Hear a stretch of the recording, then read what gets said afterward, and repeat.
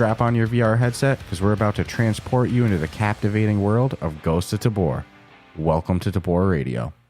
Hey, welcome to this episode of Tabor Radio. I think we're in for a good one. I'm excited, man. Although, if you ask me, the first three, none of them have been bad yet with Scott, Mikael, and Sol. But nope. Our guest today, I think that we've been hyped to have him on pretty much since we started this thing. Today, we're doing with Proper D.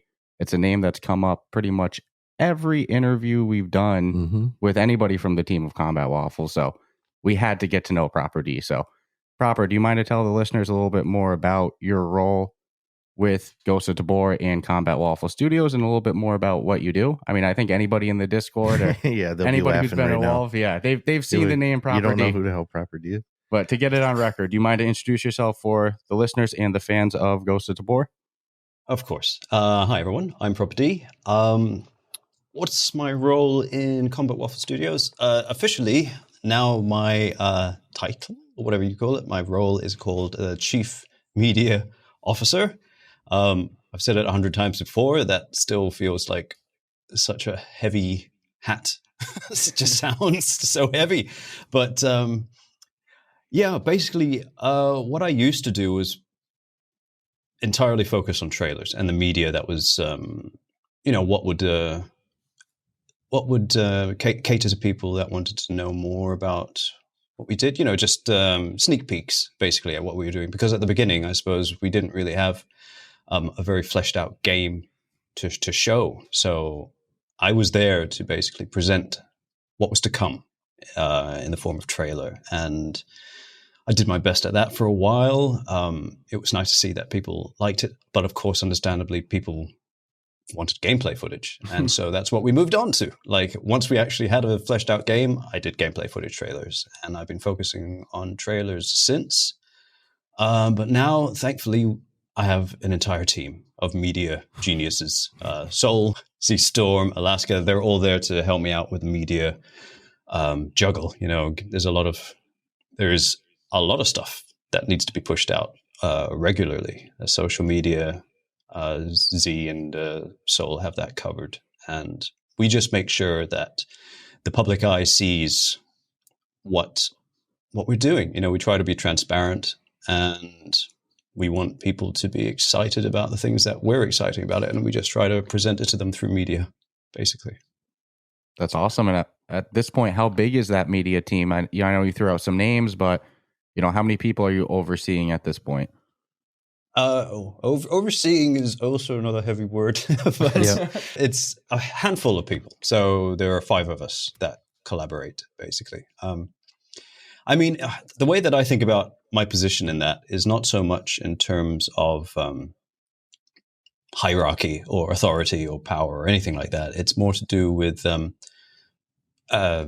responsibility, I guess you could say. So I am very fortunate to be working with a very competent team. I don't really have to sort of dive in and micromanage much. Sol, especially Z, especially they know what they're doing. They know the arena that they're playing in, and it's just up to me to basically check that everything's doing okay, and we can just sort of progress with the departments and the tasks that we're currently on the direct path to try to finish as quickly as possible, just like the entire team, basically.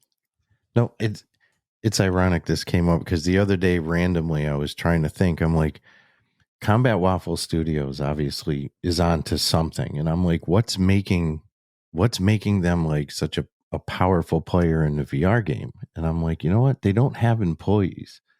They only have team members.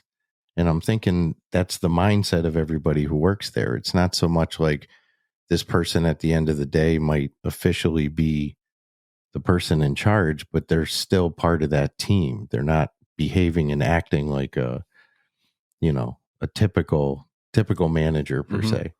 Well, that's what happens when you have fans of the game and fans of VR. Dude, I mean, it's set. You can see like how that actually is functioning, and it's kind of happening right before our eyes. So it's no surprise that Proper would say, at the end of the day, we're all one team. Mm-hmm. And kind of something we always love to do to better understand the person that we're talking to today. we always love to go back and start from the beginning. Back in time. Yeah, starting from the beginning. So I doubt the first time you ever made a trailer was for Ghosts of Tabor. I'm sure it's something you came in, having already done maybe for the VR scene or flat screen gaming. So what's your background in, kind of content creation or trailers or the gaming scene in general prior to Ghosts of Tabor and Combat Waffle? My background, to be honest, is actually a pretty short one. I got into content creation not long after what was it called? The Oculus CV1 Touch came out. That was when I fell in love with VR. But content creation was something that I had only decided to do once I had started to get into VR gaming, which is not that long ago. It's like, how long ago is that? 7 years ago when the Oculus Touch? 7-8 years or something like that? I don't know. So it was all just hobby based, really. I just wanted to share what I was doing. I really enjoyed playing stuff like Beat Saber when it came out. I mean, that was one of the first big titles, I think. One of the first big titles that people were very keen to watch as well. The audience for that was substantial. So I enjoyed doing that sort of Darth Maul modded stuff. It was loads of fun. But it makes me, I have to admit, it makes me cringe a bit, like whenever I see a video of myself doing Darth Maul stuff, but it was so much damn fun. But it was all personal. I have never professionally worked as in this field before, let alone worked on being as part of a gaming studio before. I've always wanted to, but I never had the opportunity, I guess, for personal reasons, for personal path reasons before the path that I was on. I'm actually a qualified psychotherapist. That's what I was originally going for. But now I'm here. That's quite the turn. So that's the biggest jump in career move I've ever seen. Yeah, just to go into the. Well, sometimes an opportunity presents itself and you can't ignore it. You can't say no. Can't say no. So how did that happen? How Holy did you Moses, discover man. how psychotherapy? To VR, chief media officer for one of the most popular VR games and ever growing. So how did you discover Ghosts of Tabor? How did you meet Scott? And how did you go from psychotherapist, maybe in training or doing it professionally, to I need a moment on that. I mean, can we slow the hell down for a second? I've never heard that. It's always like, entertainment industry, Hollywood industry. We've seen going to tech school. We've seen that, but this is the first ever I've heard qualified psychotherapist. Yeah. Like you said, being involved in what is already one of the most popular VR games. So yeah, this is blowing my freaking mind. All right, I'll shut up now. It's all right. It's a shock. It's a shock to me even, so it's hardly a surprise that everybody else's jaws drop a bit when I say that. But I guess, it's a stereotypical story of somebody who didn't really know what they wanted to do in life professionally. They knew what they loved. I love gaming. I love the whole entertainment through videos and stuff like, especially video editing, stuff like that. I've always loved tech. So I had a lot of love for these things that I enjoyed doing, but I got lost in a way along the way in terms of pursuing these things. Psychology and psychotherapy is something that I did enjoy to a degree, but and I was, arguably I was a pretty good psychotherapist, but I always felt like a little bit of an imposter there because something like this is what I really wanted to do. And as soon as, I'd been playing. Okay, so the next step in the story after that is I've played VR for long enough, and I am now on a competitive team. They're called the Leftovers. Badass team. all of them killers. And yeah, we were really getting into the groove of the competitive scene, and the NA team took the first World Pavlov Championships. I took Pistol Whip later, 2020 Pistol Whip champion. Yay! And we we were just getting really into that sort of stuff. And then all of a sudden, Disroturi, one of the killers on the team, said, there's this guy called Scott, he wouldn't mind having a go with us. I think he's got a lot of potential. And so next thing you know, Scott's on the team. We had a run at it for a while, killing it in contractors for a bit. And Scott goes, you know what? I think we should start our own league.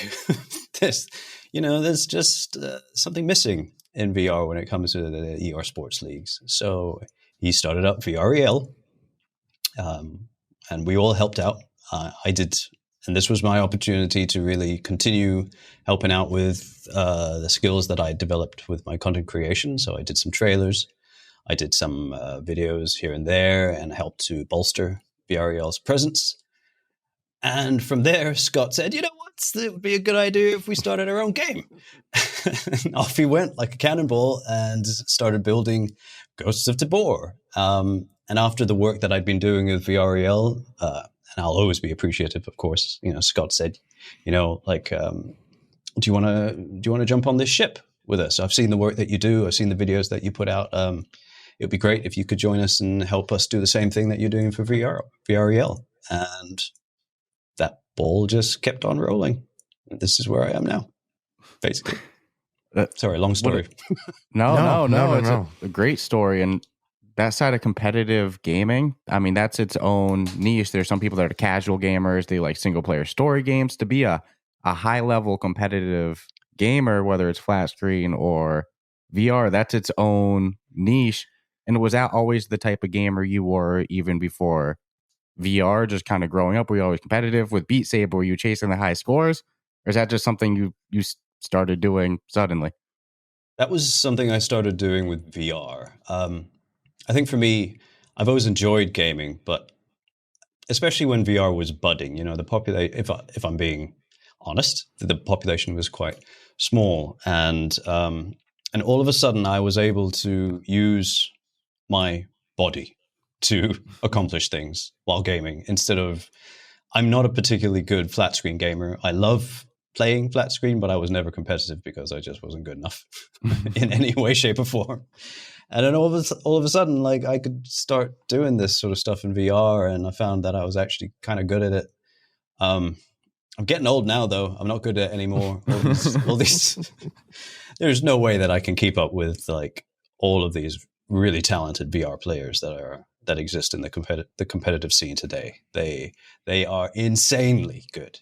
But during my time, and I sound like a boomer now, I was back in my day. It was back in my day. I need a rocking chair to finish this story.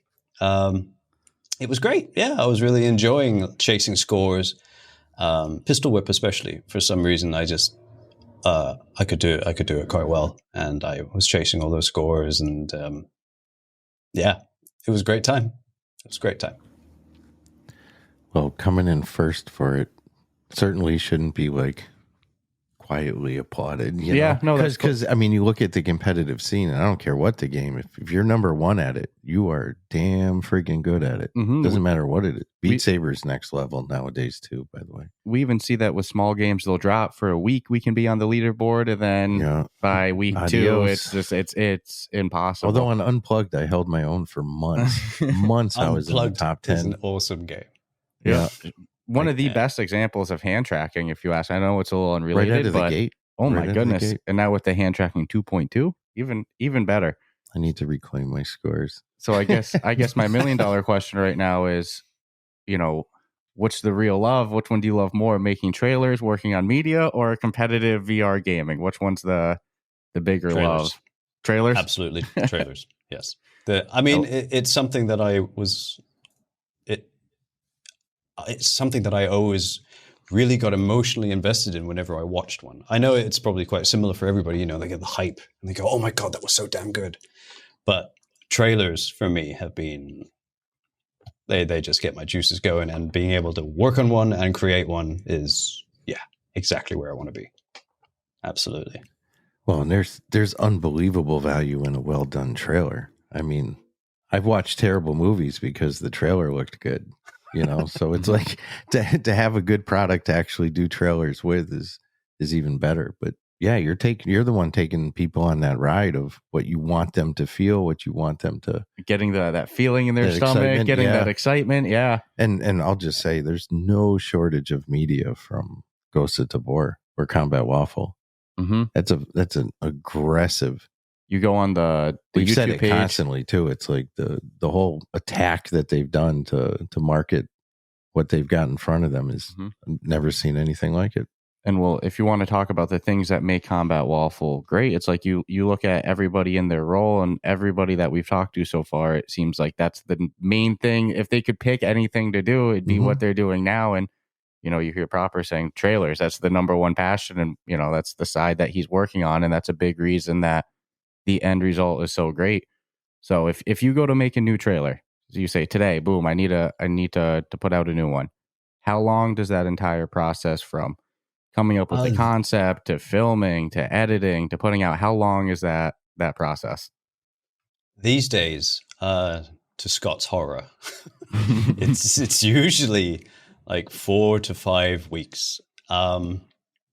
It used to be a lot shorter than that, but now that I've actually started to get a taste for what it's like to work with Unreal as well, to be able to choreograph certain things within the scene on an Unreal level, the 3D world creation sort of stuff. It gets complicated, but it allows me to do a lot more. And I didn't have any experience with Unreal before, so it was exciting and a pretty tough time trying to catch up with all these geniuses. The dev team are just Unreal geniuses, and there's me with a monkey with a hammer in the background trying to work out exactly how Unreal works. But now I can actually use Unreal to create these trailers, and that is a pretty strong tool in my belt, which is great. But unfortunately does mean that I now take about 5 weeks to make a trailer. So yeah, about 5 weeks, I would say, is a safe estimate. But, all right. So I guess the safe question to ask would be, how many trailers at any given time do you think I'm assuming some sort of flow chain to how much you anticipate on releasing. So how many are you actually working on at any given time? That's the thing. Trailers are good, but in terms of exposure, all the other little things are much more powerful, if I would dare say. So to be honest, I'm not back. I don't have a rack of trailers that are back to back that I need to be working on. I've recently sort of moved into territory of trying to help out with the dev, like dipping my toe in the dev side of things, but still with the creative elements, the creative aspects. For the perfect example being the spectator cam that's coming up for Ghost of Tabor. That's hopefully coming up. I don't want to make any promises, and I don't want to tread on any toes here, but as a little teaser, I've been working on a spectator cam with the generous help of the devs. They've been holding my hand through this. But I've been putting something together that hopefully really helps the existing content creators out there to capture the kind of footage that they want. Because unfortunately, Live had compatibility issues. I love Live. I think what Live has done for the media side of things in VR is like phenomenal. They were doing so many things for content creators when it comes to VR. And I'm basically trying to do that on the inside for Ghost of Tabor. I'm not paralleling myself with Liv. I'm just paralleling myself with their ethos, shall we say, their desires for the VR world. And I would love to bring a decent spectator cam to Ghost of Tabor content creators. I think the game deserves it. The content creators deserve something like that, for sure. Well, that's the benefit once you learn the engine. It's not just trailers now. Now you can get your toes wet, You know what I want to know now? Can we anticipate a game from Proper D down the road? Is there something kicking around up there that Absolutely I know how this works? No. No. Not a chance. Not a chance. The devs look at my code and go, yeah, that'll help a bunch. Thanks very much. But I know, but at the back of their mind, they're basically saying, oh my God, I'm going to have to do all of this again. Thanks a lot, Proper. So that spectator mode, besides content creation, that potentially could really open the door to, competitive, prearranged, Ghosts of Tabor matches. And, both you and Scott have backgrounds both in the competitive gaming as a player and also, running leagues and running, seeing that side of things too. Do you ever anticipate a day where, Ghosts of Tabor could venture into competitive, VR esports, or does the play style not exactly translate to that? I mean, that's a good point.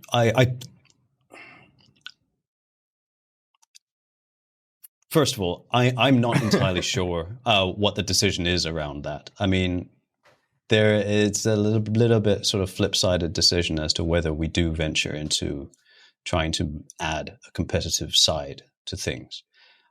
Personally, I think it can be competitively geared. Like competition doesn't like RNG, and loot and stuff like that puts a fair bit of RNG into the competition. So that will always be an issue. But on the flip side, I think competitively it would be great to watch. I think in terms of what people would enjoy watching in a league, something like Ghosts of Tabor with its dynamics and stuff like that could be very enjoyable and potentially very popular. So, I mean, I'm not the one to make these sort of decisions, but I do think that Ghosts of Tabor could do quite well in the competitive scene in terms of popularity with audience, which is important for leagues. The audience is what makes it happen. Without the audiences. So, yeah. Well, I'd love to see what people are saying in the YouTube comments. I'm sure people will let their thoughts be known if they think that's a yay or nay either way. It's a tough one, but it's like, who's to say you can't? Because everything, Well, it's a catch-22 because, like you said, on the competitive side, nobody likes random. You go, oh, I got placed there, or there was this. You can have a competitive server though, but from the spectator side, I think that this might be one of the most especially if you have to go in naked. Oh. If it's because that was kind of where my mind went to it, and then everybody has fair advantage with loot, so it's like nobody's ever going to find something. But even if it's not the most competitively equal, even right now, I think on just a spectator side, it's got to be one of the most entertaining to watch people stream and watch go down. So, well, if it is right now, I think it's only going to get better. I think it would be. It'd be interesting. I was just wondering if another one of their projects down the road would be more built with going that level of, But I who's to say no? But kind of going back to the snowball effect of. Yeah, you start competitive gaming, you meet Scott, next thing you know, he tells you about this game. Now you have a team, now you're the chief media officer, you have a full title, you're working in gaming like you always wanted to. That's quite the snowball. And when you heard about Ghosts of Tabor, you saw the early conceptions, you saw the skeleton of it.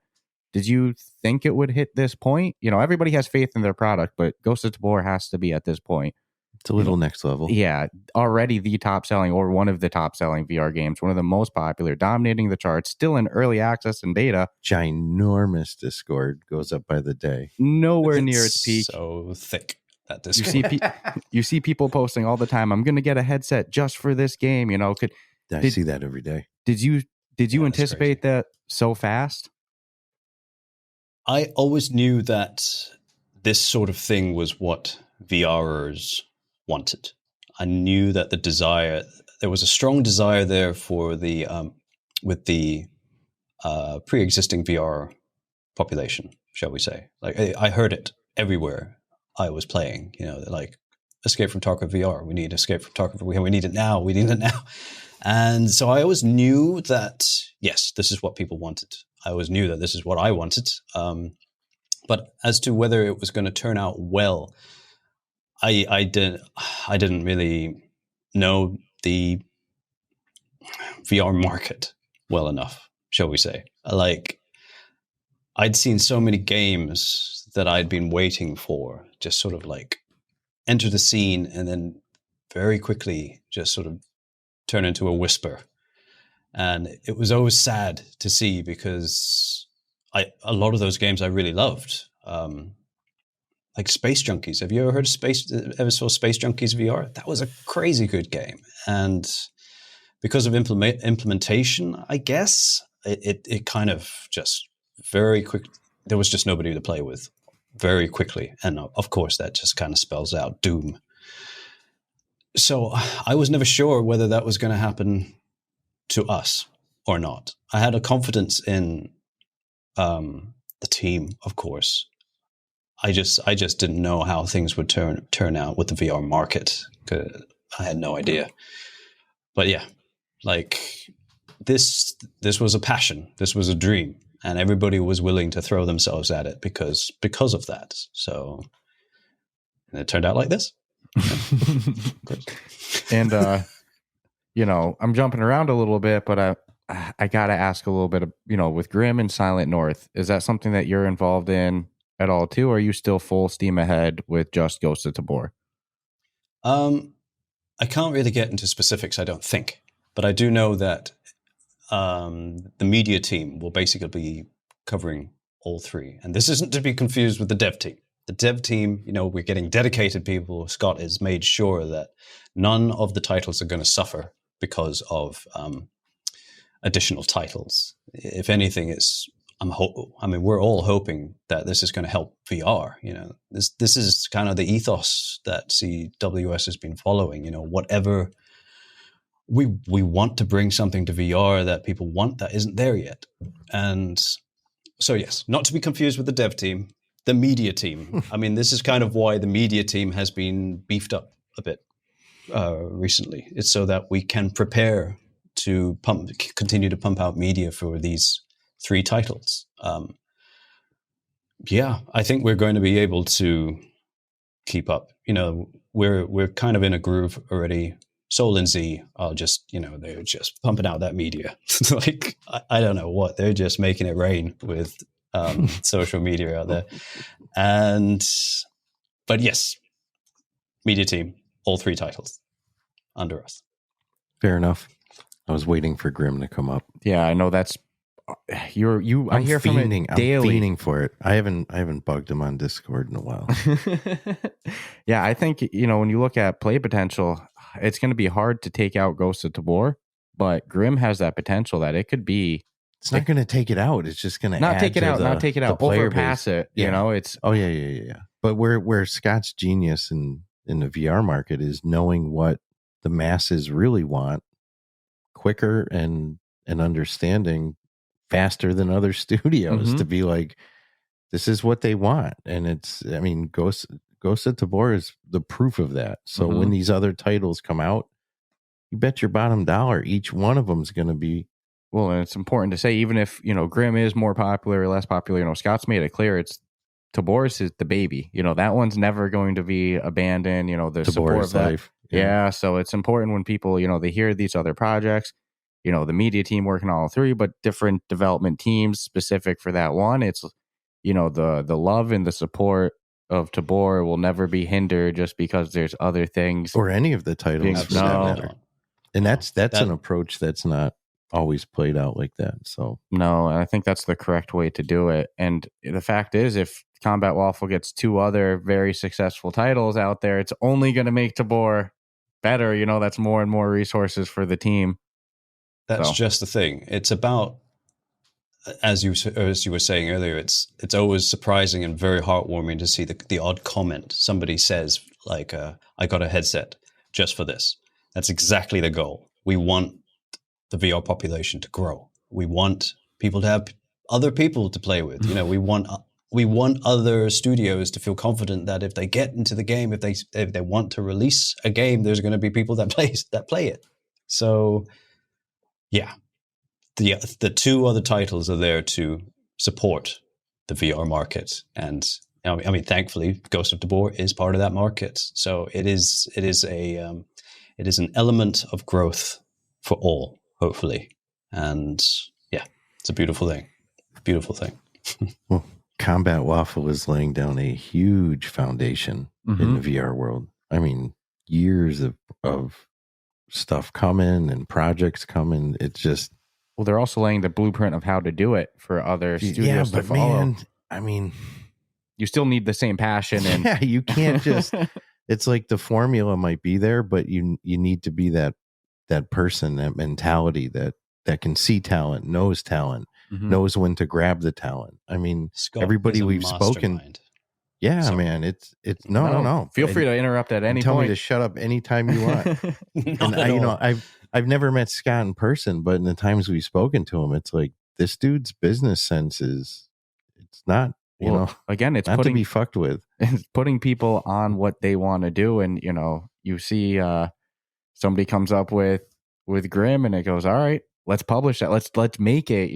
Let's take you away from Tabor and work on that. You love trailers. Let's make you the trailer guy, this guy's good with social media. Let's put him on social media. Why make him do something he doesn't want to do? Dude, their media team, we've seen them in action. They're fast. I mean, real fast. Quality shit coming out. Like, hey, how badass was that video trailer that was posted on the YouTube page? Oh, with the Tabor Radio. Yeah. That's the type of quality. That blew my mind. So was that done in Unreal, I'm assuming, right? Yeah. That was Soul. It was done in Unreal. Soul and I have been sort of interchanging the mocap elements. So in Unreal, Soul and I, most of the animations that you see of the characters that are going on in the videos is either Soul or myself. We just use our VR. Yeah. And, I'm sure it was, you even referenced it yourself, it was a lot to learn the Unreal Engine, how to make these trailers. But at this point in time, is working in Unreal directly to make a trailer is that how you prefer to do it? Absolutely. With a very much a combination of my favorite go-to right now is to combine in-engine footage, cinematic footage with gameplay footage, and to sort of marry the two and like make it flow nicely for a trailer, so that you get the hype and you get a good sense of what the game actually plays like as well.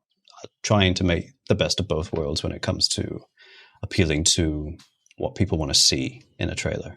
So, well, that's huge, because nothing's worse than when we sit down and watch a trailer and it's a bunch of footage that's not going to be the quality of the game that you see. There's like post effects, there's some added blur that's not going to be there, because really all that does is then somebody puts it on for the first time and that's what they're expecting, and now you're creating disappointment. So you have to balance. You want it to look really cool, but you need to be accurate of the product too, and that's something Ghosts of Tabor does phenomenal. The media team over at Combat Waffle, because you're getting the in-game footage. Maybe you might do something in engine to be silly, something you might not be able to do directly in game, but it's still the actual game graphics, the game footage. It's what you're going to see when you put on your headset and play. And that's part of the reason I think people love the trailers, and that they're happy when they actually play the game, because that's what they were expecting to see. There's no, that's what it looks like. Yeah. I get the allure of making something really pretty, but it's kind of like those fast food commercials that the burger looks so beautiful and the French fries look amazing, and everybody says it. You go, well, that's not how it looks when I order it. That's not what you want people to say.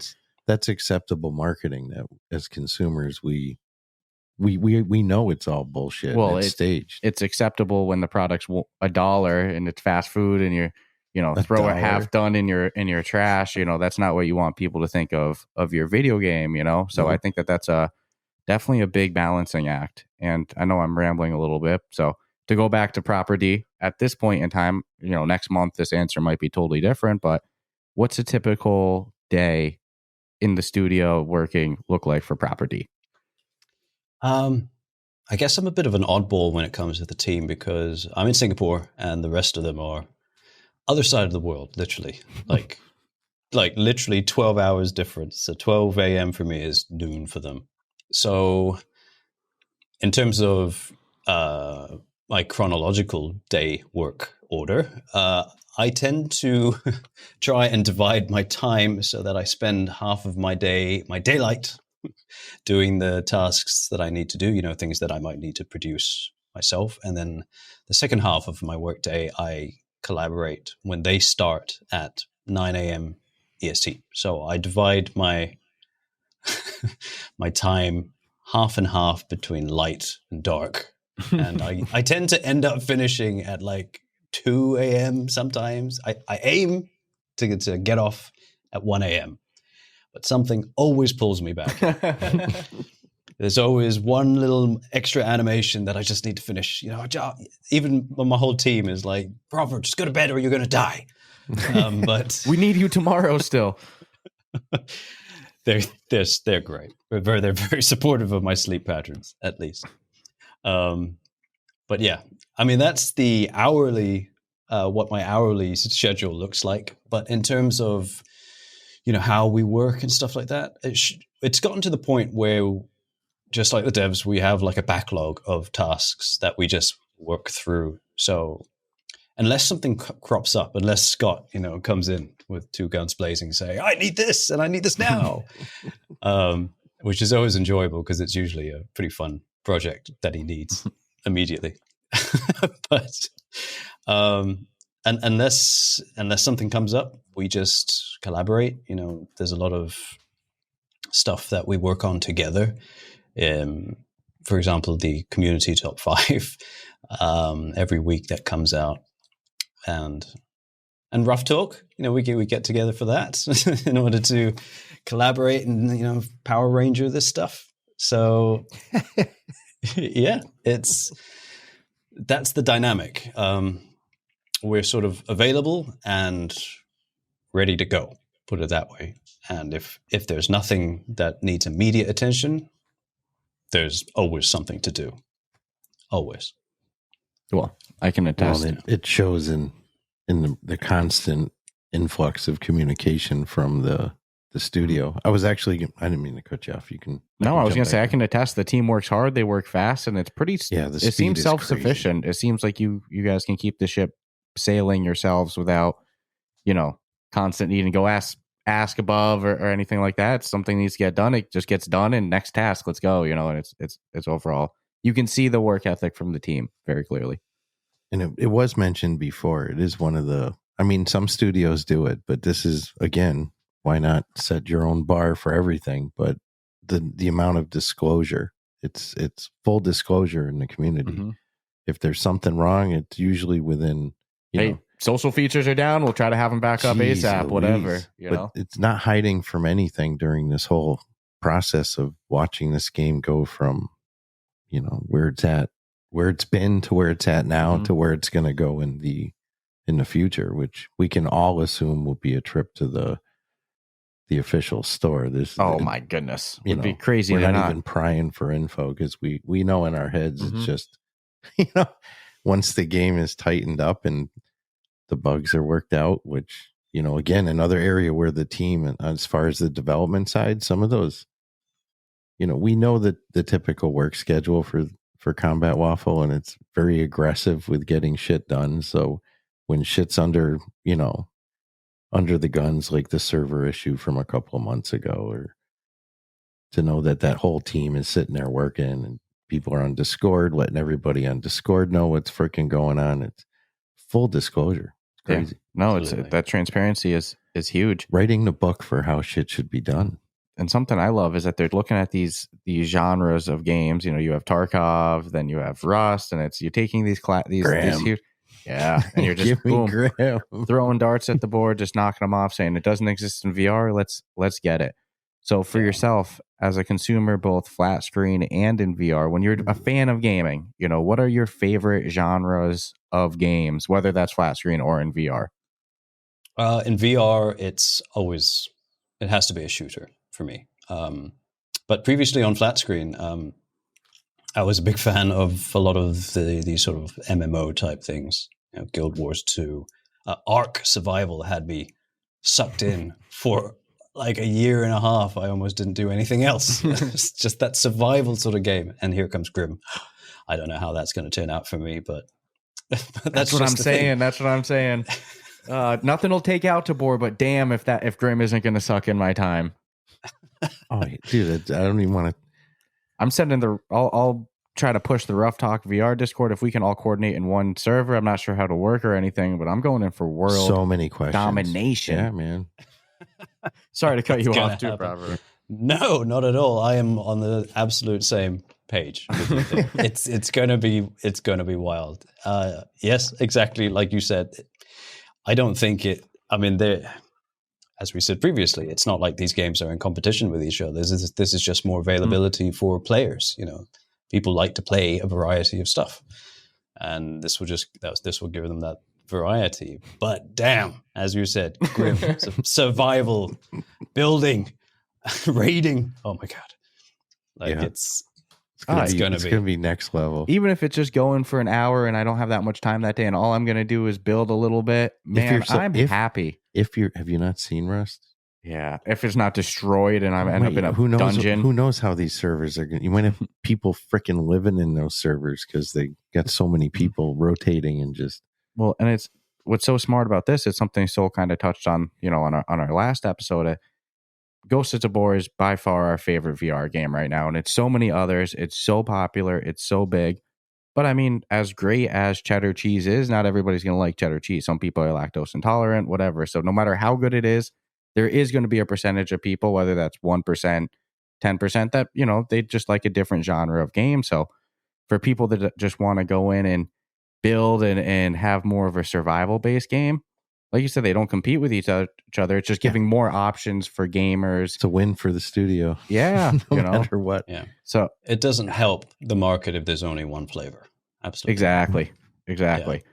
I think for the people like yourself, I'm sure I'm preaching to the choir. You're involved with the studio, but I think Grim's going to really fill a lot of that void too. Being able to go in with your friends, base build. I think every one of the projects we're going to see come out from Combat Waffle is going to fill the void that hasn't been filled, isn't saturated. So now I'll say Civilization VR on every one of these episodes. Pony up the cash. Yep. You can build your Civilization VR. Although I don't disagree with you. I was watching the live chat of the episode with Soul, and somebody goes, "This guy's really pitching a game to Combat Waffle Studios." I go, "What would you do?" Obviously, I mean, come on. So you pitch it to everybody? Yeah, I don't care. I think once a week I go on Twitter. I go, "Have I ever told anybody that Civilization would work great in VR?" So jokes aside, for yourself, when you're going in, you're playing Combat, or you're playing Ghosts of Tabor, or you're playing any other VR game, what headset do you use? Are you a PC VR player? Are you a standalone, Quest user? Primarily, I am PC VR. There's something about the refresh rate that Index can give me that is needed for me personally. But that was kind of where that might be an echo from the competitive days. When you sort of need every microsecond in order to do stuff, or not die rather. But I love the Valve Index, but it is old. I need the next thing. I need the next great PCV. I need the Deckard like tomorrow, please. That would be great. I play stuff on Oculus occasionally, but that's mainly if I don't want to have to deal with. I've got like a cable system for the wire on the Index, and it helps a lot, but I can still feel it every so often, just sort of knocking me in the side of my head or something. So wireless VR, you can't beat the Oculus for that. Just AirLink that stuff, and it's great. But Index is still my go-to. Absolutely. Yeah. And I'm curious how you would rate yourself as a Tabor player. Oh, like maybe on a scale of 1 to 10. A Tabor player, to be honest, 5, I would say. I think I'm pretty average. Not to sound like I'm tooting my own horn or anything, but I'm much better at sort of like reactive games, stuff that you need sort of snapshot accuracy or in order to move quickly. But Tabor is much more about being sly and being cunning and tactics and positioning and all of these things I am absolutely rubbish at, to be honest. So so when I go into Tabor, I basically just run the what's that? The black vest that's just come out. I can't remember. Pretty modest armor and a deagle, and I just have a go at seeing if I can make it out alive. Basically, I don't bother too much with loot. I just go straight for the killing. And that was actually going to be one of my questions. What your play style is? You know, do you go in? You know, you're definitely a killer, not a looter. And do you like to go in solo, co-op? You know, do you want to go in for the long haul? Or do you want to get in a couple kills, get your extraction, call it a day? You know, how do you play? I guess I do prefer solo for various reasons. First of all, I quite enjoy just sort of like the immersion and stillness of just, you know, being there by yourself. You don't have to sort of talk to anybody. You're just there and decisively active. But also for the reason that I am an absolute liability to my teammates. Like I am very likely, no matter how bright their blue glow stick is on their back or their side, I'm very likely to shoot you in the back. My guy, I'm so sorry. So it's happened. Yeah. So that's one of the reasons I go solo. Playstyle, yeah, I try and exercise a degree of caution, but I don't worry too much about it. I play very much for just fooling around, you could say. I very much enjoy just the thrill of the fight, so to speak. And but yeah, was that what you asked? Sorry, I'm not even sure if I answered your... No worries. That happens to us all the time in I want to know. podcasting. I'll put you on the spot. In your opinion, so it doesn't have to be fact, who do you think the best player on the whole team for Ghosts of Tabor is? Eli, one of our devs, who is a sneaky bastard. I think we've just now added Eli to the list of upcoming guests. I think we got to get some strategy tips out of him then. He's great. He is a tactician and he is a hunter. And that's exactly what... I mean, no, as in like he is a hunter. And I don't know if he hunts in real life. I imagine he does. But in Ghosts of Tabor, he is a cold-blooded hunter. And he knows how to position himself. And he knows how to use, you know, the ambience, the sounds. He knows he has a sixth sense that works for him regarding these things. And he becomes like the solo lone wolf hunter that can wipe my entire squad while we're playtesting. So it's like that. What was that old book? The Most Dangerous Hunt or something like that, with the guy that locks him on hunting people. Yeah, where he locks him on the island. That's give Eli. You 15 minutes. To run. Yep, I'm coming for you. 100%. Well, there's some people that's their game style. That's their play style. They don't. If they have a shot at you, they don't take it. They stalk you and try to get as close as possible. I've only done that once. Just once. Was able to stay out of the line of sight. Well, we've been running to like the extraction, and you're like, dude, I feel like we're getting stalked. It's come out of your mouth so many times because you get that back of the brain feeling of like being watched. It's like, I know, dude, when night mode hit and we went in there, it's like, fuck that. I know, because we didn't have the night vision. We though it says don't go in, the blatant instructions like, hey, you should bring a flashlight at least. And I'm like, nope, we're going in there with nothing. And then see a green laser passing my head. I'm like, fuck. I'm like, we're being watched by so many people right now. I just totally know it. And then what happens? Pop. Yep. Like I said, I saw that green laser go by my head and I go, dude, I'm going to die in a second. And it was nothing I can do. You know, I don't know where that laser's coming from, but it's next to my head. I get a totally different adrenaline. When I play solo, it's almost like, when I play with you, it's more just fun adrenaline. It's like watching a scary movie with 10 friends. It's like, it's not scary no more. But if I go in there alone, there's times where I get that like 40% fear, 60% adrenaline. So it's a different feeling altogether. Solo, I can't help but try to get to the extraction ASAP Whereas like in a group, I'll hang out much more. That's why if I'm solo, I like to hunt because what else am I going to do? Make a bunch of noise. I'll wait by a tree, see if you go walking by. So referencing, night vision and, now there's different maps, even more maps in the works. What's your favorite map to play on? Favorite map? Oh, I mean, as much as I fear it, Night Island is so exciting. Like, as you said, as long as you've got, as long as you're able to kind of see, even when I slap that NVG on those NVGs on, I still feel like, my God, I have no idea what I'm doing. I'm so goddamn scared. But it's a love-hate relationship, but it's definitely my favorite, I think, for that reason, because it's such a mixed bag and it's new, it's fresh. Everybody likes something a bit fresh.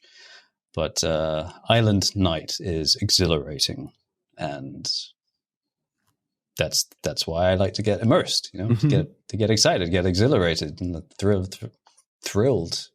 Island Night does that for me. Yeah, I love it. I refuse to go in there without quality gear. I'm done with that.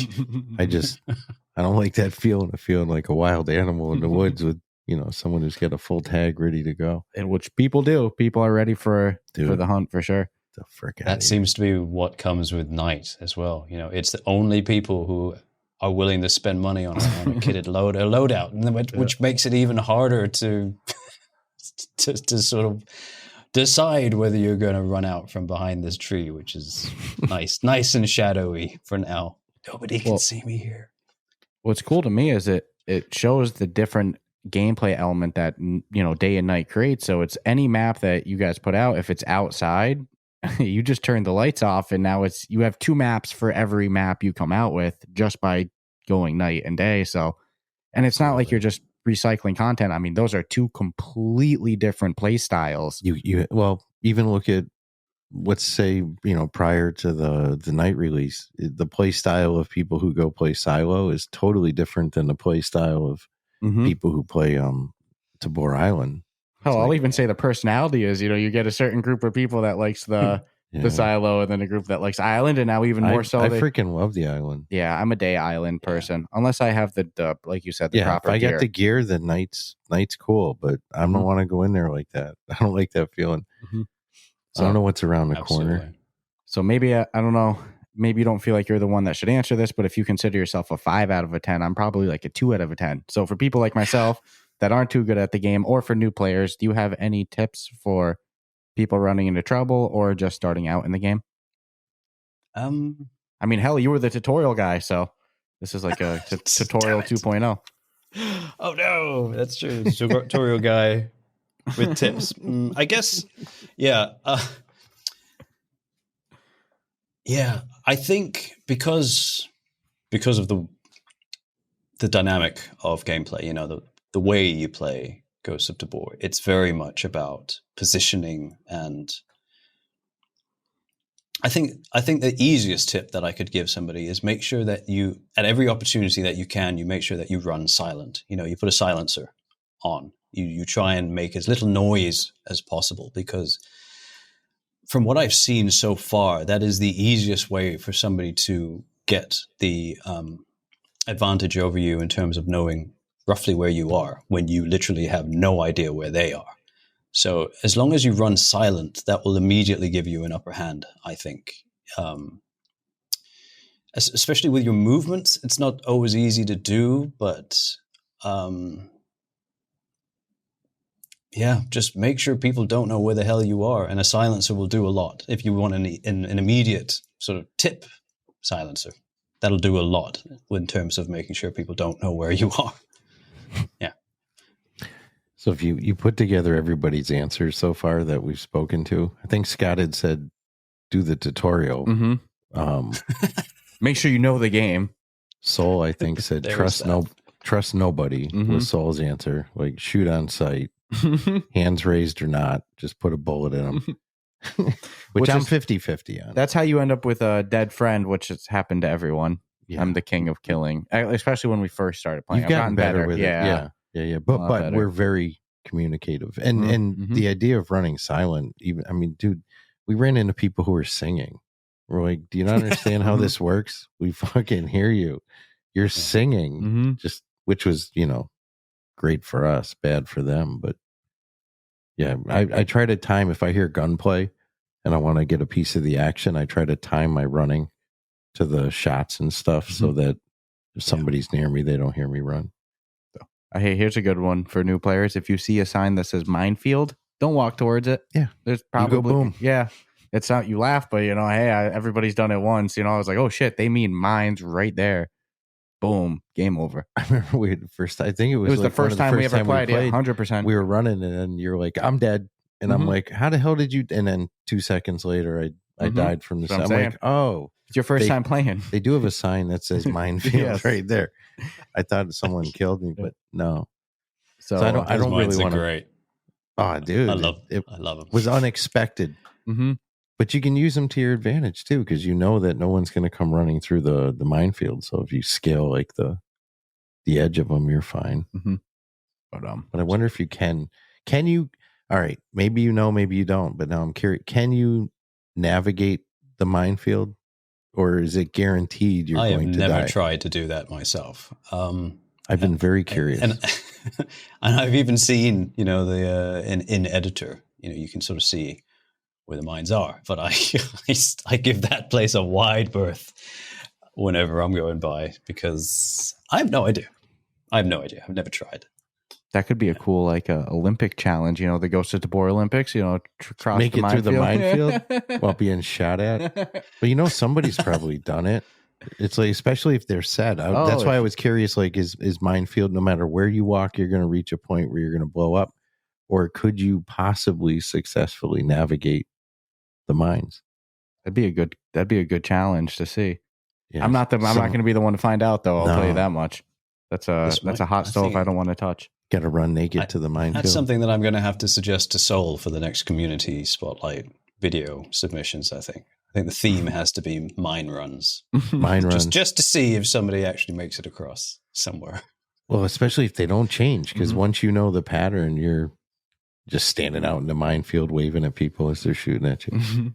But that's something you could really use to your advantage if you got good at it. But it's damn, dude. It's Singapore time for Proper. We're stealing him. It's only midnight. It's just another day for him, right? Friends, So, before we wrap this baby up, before we let Proper out, is there anything that you wanted to ask him that we didn't have a chance to go over yet? Well, I mean, truthfully, yeah, I could probably talk to Proper for another hour. Why not make it 1 a.m? No, I deliberately didn't want to try to hammer out about, hey, what's coming down the road. I think the full disclosure of what's pretty much known is good enough, and we're certainly not going to pry out anything we can't talk about. The spectator cam was a hell of a teaser. Yeah, if that happens and comes to fruition, I think that's huge. Wasn't anticipated hearing that. So. Yeah, I think that type of content creation tools for creators and people looking to make videos is going to make a hell of a difference, especially for things like minefield runs. Being able to get all those ghosts running through and exploding would be quite the visual. So that's awesome. And Proper, before we let you go, is there anything that you wanted to say to the community or listeners? Only thank you, and be sure to follow these guys, Rough Talk. They're awesome. They're great. Make sure you smash that like button and hit that subscribe button and all that stuff. Rough Talk VR. Awesome. But we're only good because of the great games that are available. If we didn't love VR, we would be doing a different podcast. And the reason we love VR is because of games like Ghosts of Tabor and studios like Combat Waffle. This was the most unexpected of all the games. And there's a lot that are in the vault of awesomeness, but this is the one that it was special from day one. First second we played it, it was like, dude, this is different. I don't care if this is in beta. This is like, I've never seen anything like this in VR in my life. And I think I even said it on that Monday. I'm like, this filled a void I didn't know I was missing until I played it, and then that was it. Game over. So for us to be able to do the official Combat Waffle Studios Ghosts of Tabor podcast is huge for us. We're just fans of the game. We love it. We're looking forward to talking with more members of the team. We already got a backlog of, people that I've heard whispered before, names come up, I think I need to talk with them. And now Eli's on the list. I heard Eli's slick. He's going to have some mercenary. Yes, he's going to be quite the good one eventually. So it's been great to talk to the whole team. Proper, you're somebody people know your face the second they load in the game. They know the name. Yep, they've seen you around. Your work is great. It's a huge part of the reason that Ghosts of Tabor is what it is today with popularity. All the media side is so big. I think it's huge for getting new players on board. That's part of the reason that you hear, I don't even own a headset and I'm getting this game. If people didn't see it, those comments wouldn't happen. So the media team is huge. So huge work. It was great to be able to get to know you a bit. And for listeners, Likewise. we'll be dropping new episodes every first of the month. So stay tuned for November 1st. That'll be the next one after this. And in the meantime, you can catch up on 3 previous episodes too that were all good too. So, and if you're not part of the millions of people in the Discord, definitely jump into their Discord. The Ghosts of Tabor Discord, yeah. You can learn something every day in there. Every couple of weeks, I like to say hi in the general chat. Like I'll say good morning, everyone, or good day, everyone, just to see how fast it disappears quick. I can't even see it go. It's just like poof, it's there, and then it's gone. So the Ghosts of Tabor Discord is no joke. That's for sure. Yeah. Every so often, slow mode needs to be kicked in just because it's too wild. And just stop. But it's full of that. That's because it's a great game. People find it. They love it. They want to talk about it. They want to listen to podcasts about it. They want to watch community videos about it. So great work being done on the Ghosts of Tabor team. And again, for listeners, subscribe, rate us 5 stars, and check you out next episode, November 1st. Take care. Ciao, ciao.